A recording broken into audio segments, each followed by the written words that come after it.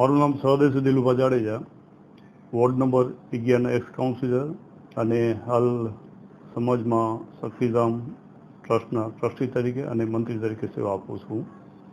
પહેલગામના હુમલા બાદ જે આપણા યશસ્વી વડાપ્રધાન શ્રી નરેન્દ્રભાઈ મોદી સાહેબે જે રિએક્ટ કર્યું અને પાકિસ્તાનમાં ઘૂસી અને જે ઓપરેશન સિંદૂર સફળતાપૂર્વક પાર પાડ્યું, એના બાદ નરેન્દ્ર મોદી સાહેબ આજે તારીખ 26ના રોજ પ્રથમ વખત કચ્છ પધારી રહ્યા છે.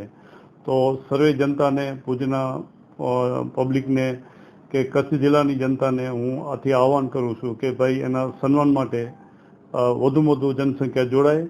અને ખાસ તો હું મારા ક્ષત્રિય સમાજને પણ એવી વિનંતી કરું છું કે ક્ષત્રિય સમાજ પણ 2:30 વાગે કંઈક શક્તિધામ મંદિરે બધા ભેગા થવાની વાત છે.